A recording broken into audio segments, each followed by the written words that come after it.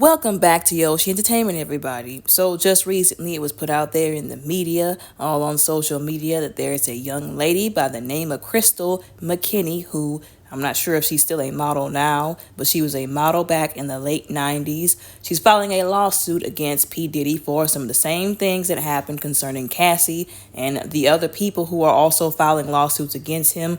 Allegedly, she is the seventh official person, if I'm not mistaken, like I said before, who is filing a lawsuit against P. Devil Combs. Now, I can already see the people coming from a mile away with all the stupid, ignorant, go-to rebuttal questions. Why did she do this? Why did she go there with him? Why did she listen to him? Why did she take this? Why did she drink that?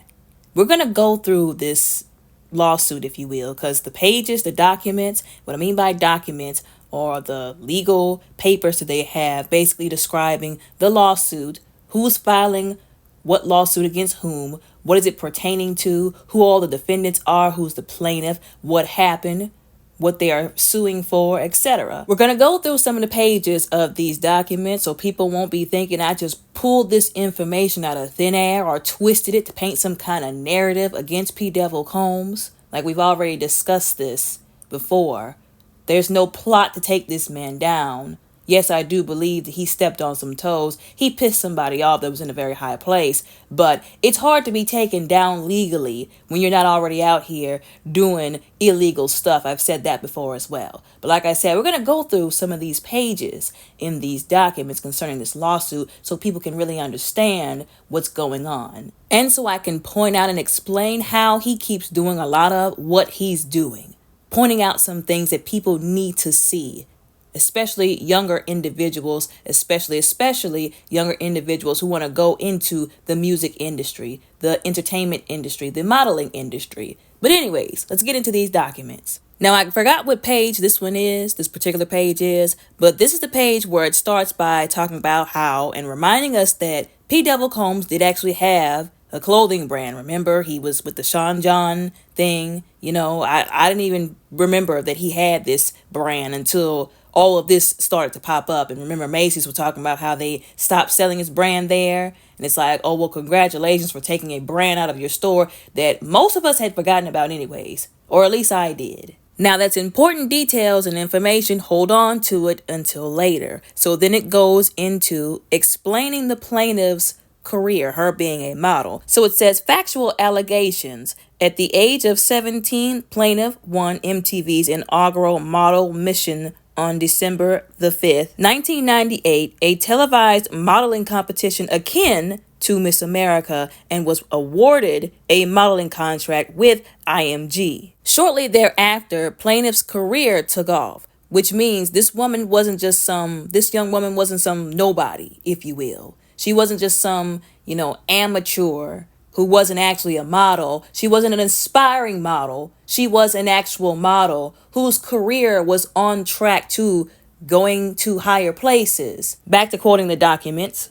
Plaintiff modeled for Tommy Hilfiger jeans campaign. Plaintiff was also featured in Macy's catalogs, Elle, Cosmopolitan, and Mademoiselle magazines. Plaintiff also made appearances in television and program such as MTV's Total Request Live, TRL, Fashionably Loud, True Life, and a movie with Joanne Rivers. Furthermore, plaintiff had international modeling gigs in Germany and Australia. Once again, this young woman had a resume, if you will. She had gigs, she had experience, not just in the modeling industry, but apparently in the TV industry under her belt. Once again, not just some random person who hopped up yesterday and decided, I'm just going to shove my way into this industry any way I very well please. She was actually working, doing her job. She had an actual job. Her career was on track once again. So then it continues and it says that in 2003, when the plaintiff was 22 years old, there's a fashion designer who they did not name. They just said the designer. They didn't actually give the actual name of the person, and we all know why. This person invited her to a men's fashion week in New York.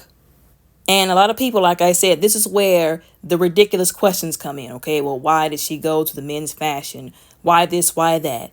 What a lot of people keep failing to understand is in these industries, people get placed around, if you will. if that makes sense. Read between the lines. Just got done making a video about the young man by the name of Alan Ritchson. He's an actor. He's the guy who plays Reacher in the series Reacher. He used to be a model, but the reason why he quit was because whenever he went to be assigned or wherever else he had to go take pictures, model, etc., allegedly, like I said, according to him, which I believe him, but like I said, y'all know I gotta say allegedly, he alleged that whenever he went to his, whoever it was, manager, his agency, they basically told him, okay, your next job, your next assignment is to go to this particular person who's a photographer who allegedly was very high up in the industry. He goes there only to be deceived by this person and by allegedly his own agency.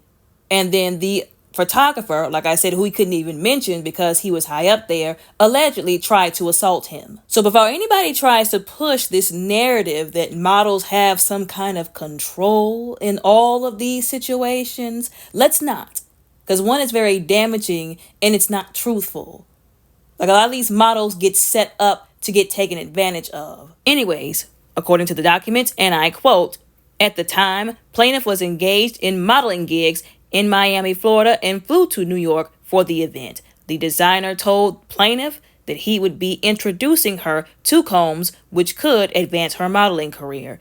The designer began to direct plaintiff's appearance as he sought to ensure Combs found her attractive. For instance, the designer instructed plaintiff to go to Elizabeth Arden to get a root touch-up to ensure it was platinum blonde. The designer also scheduled a stylist to put in hair extensions for plaintiff. The designer then handpicked a black leather coat with a fur hood, a translucent chiffon beige V-cut shirt, fur-lined handbag, and jewel-encrusted jeans for plaintiff to wear to the event. Now, if I'm not mistaken, the photo that you saw in the beginning of the video is the photo of that outfit, that very outfit that they're describing in these documents. Like I said, if I'm not mistaken, of course, you didn't get to see the entire photo because it was really only like a sort of like a headshot, like chest up, if you will. But if I'm not mistaken, like I said, that was actually a photo of said outfit. Due to the traumatic events to occur later, plaintiffs say the unwashed clothing from the night in her closet where they remain in a plastic wrap. And before anybody says that was dramatic or, oh, she's doing too much, with the way they like to tell some of these women and some of these men, oh, well, we can't do anything because you don't have enough proof, I don't blame her. That actually was very smart. There could very well be some kind of evidence on there, maybe even still after all this time. But she did the best thing that she could do at that moment, other than going to the police, which we all know is no guarantee that they'll get justice. We've seen this too many times. They love telling victims, well, why didn't you go to the police? As if we haven't seen multiple instances and situations where people have done just that and nothing was still done. Anyways, though, going back to right before the traumatic event, this is where, as you can see stated in the documents, that P. Devil Combs basically kept telling her, oh, if you do this, if you drink this, if you come to this party, if you sit here and entertain me, essentially, that I'll help you in your career. What a lot of people don't understand is that individuals like P. Devil Combs, who are predators, who are abusers, who like to prey on people, and like to take advantage of people, they do stuff like this, especially if they have high places in these different industries. Oh, do X, Y, Z, and I can help you advance your career. Yes, there are some people who will throw their morals in the trash, their self-respect in the trash, and be like, oh, I'll just do anything as long as you give me the money. But there are some people who are actually doing their job. This young woman was actually there for business, to do her job. She actually was thinking, according to what they were telling her, oh, will help advance your career even further than what you're going right now if you meet up with P. Devil Combs. This is what a lot of these people do in these industries. They say, I can help you here, but then they don't tell you all the details. Like I said, they legit trick people. They deceive people, and it's sick. So then later on, going back to documents, the young woman takes a car ride down there to New York where he's supposed to be, where the designer was with P. Devil Combs and some other people. And I quote, plaintiff felt little control over the events as she was directed what to do and put on display for the others in attendance. For instance, plaintiff sat down at an empty seat next to the designer, but he insisted that she sit down directly across from Combs instead. Once seated, Combs made a very public display of coming on to plaintiff in a sexually suggestive manner, which continued throughout the dinner.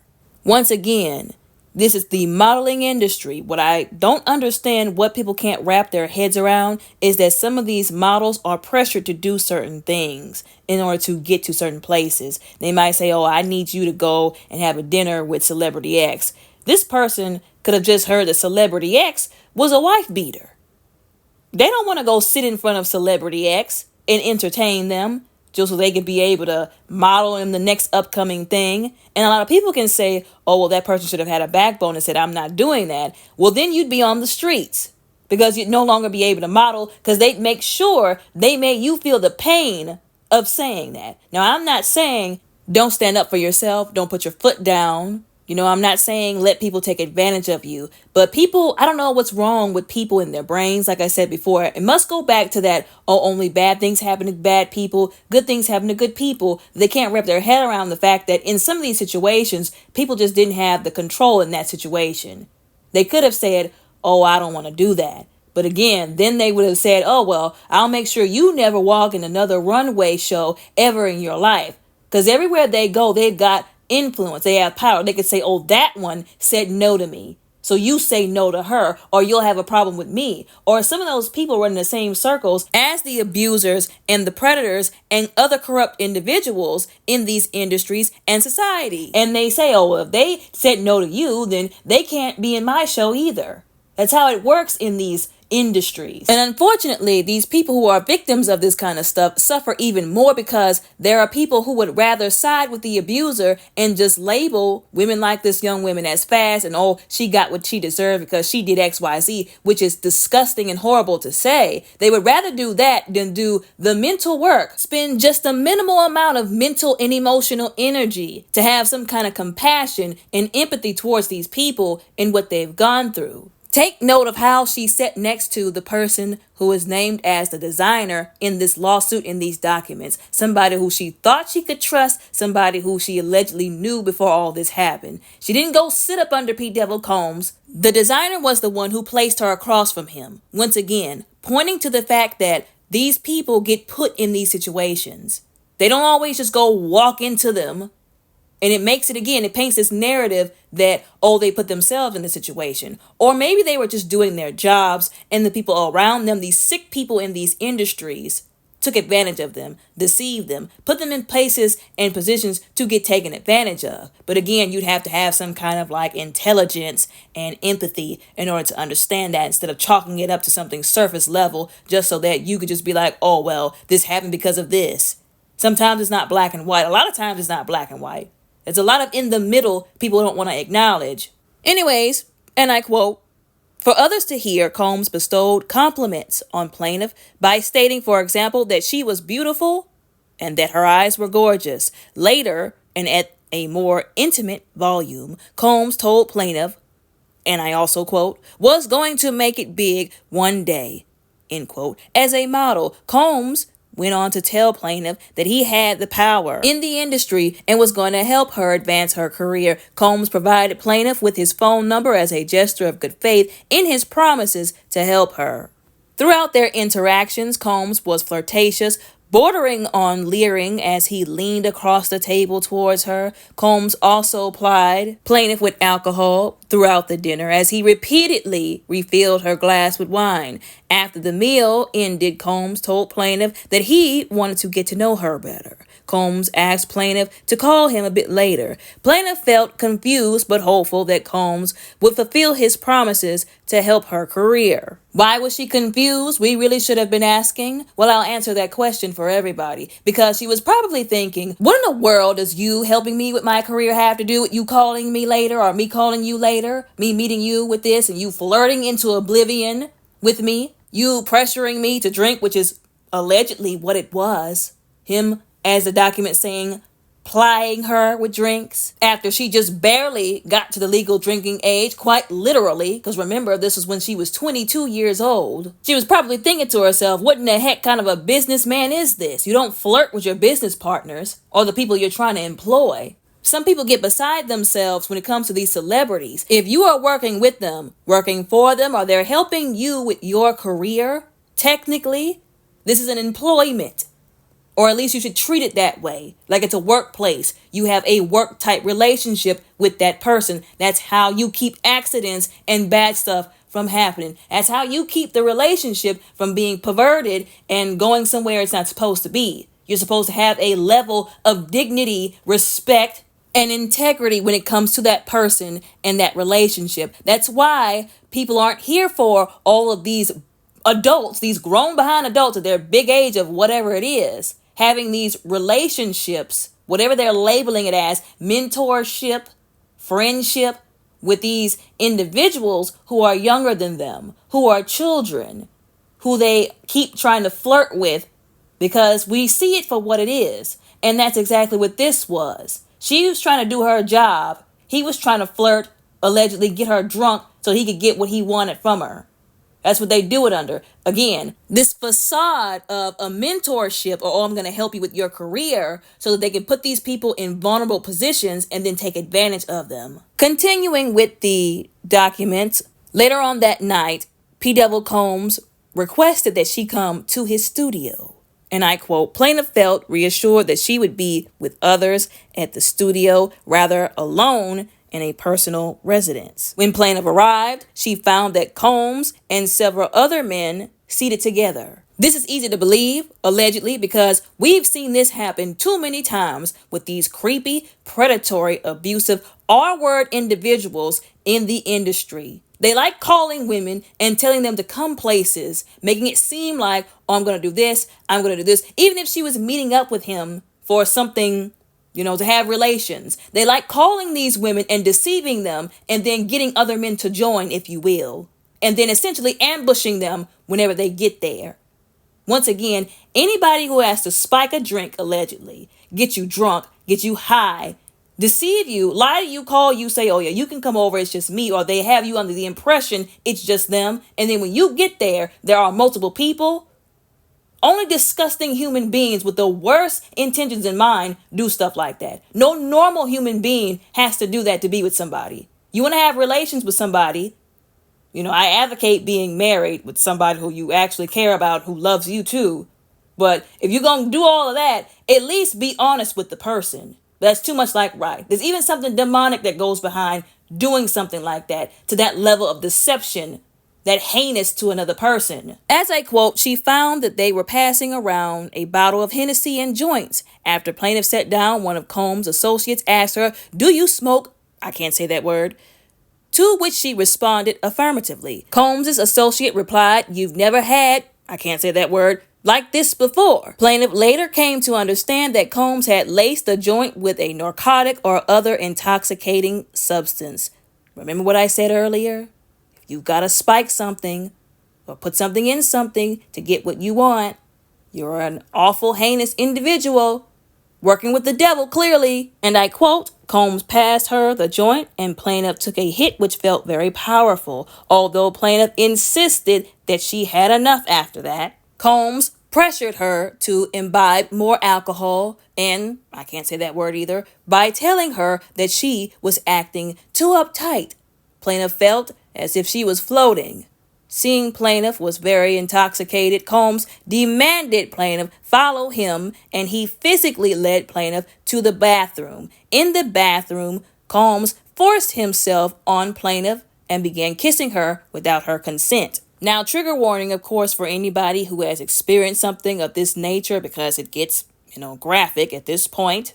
And instead of reading it, quote for quote, I'll summarize that basically he took her into the bathroom, forced her head down to his nether regions, if you will, demanded that she do X, Y, Z. She tried to push away, but then he forced her essentially to perform you-know-what on his nether regions.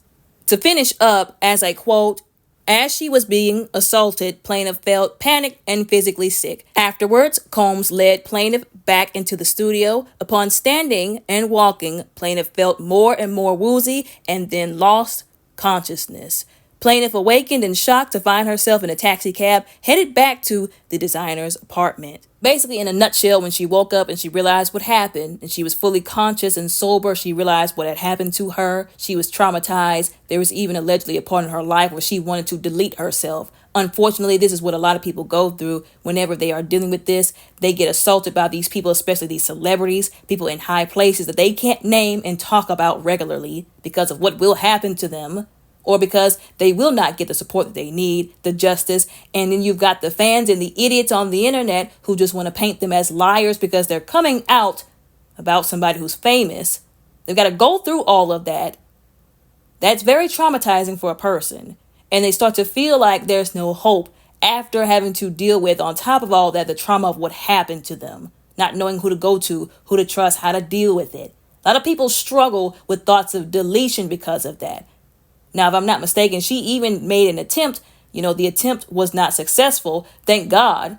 Like, I'm very thankful for, all these people who were thinking about doing this after what happened, that, something happened or somebody came into their lives and things changed and they got, better and they worked on their mental health, because it's a very sad situation to see. Somebody goes through this and then they think about deleting themselves. It's very sad. Nobody should have to go through that.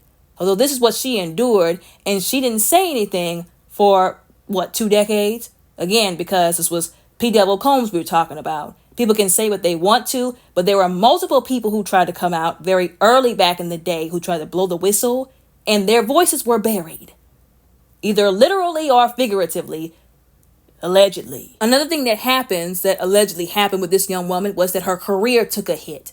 Again, that's another thing on top of what they have to deal with. The trauma of what happened, not being able to tell anybody, not knowing who to trust, not knowing who to go to, knowing that the authorities are going to look at you sideways just because, and then you're making these accusations towards a celebrity on top of that. And then also knowing that your livelihood is now going to the trash because you didn't want to just go along with what they were doing.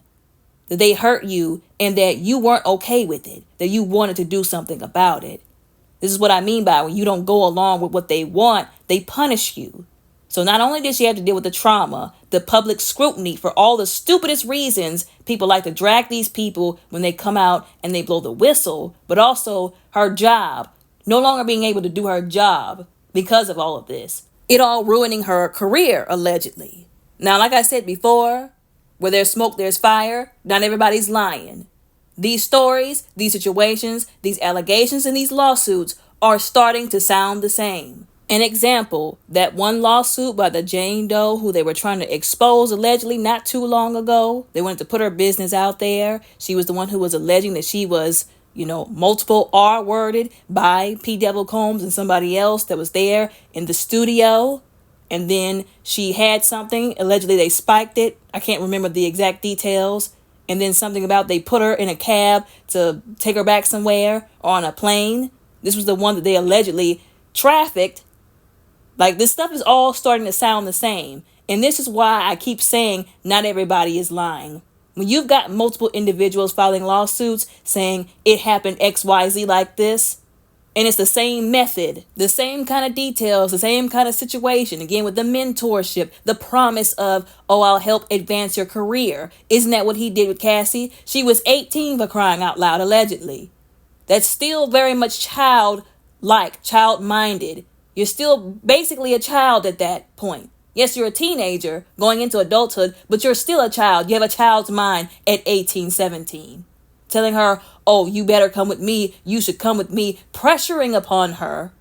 That's another thing, the pressure that they put on these young people. Talking about, I'll help you. I can make you a star.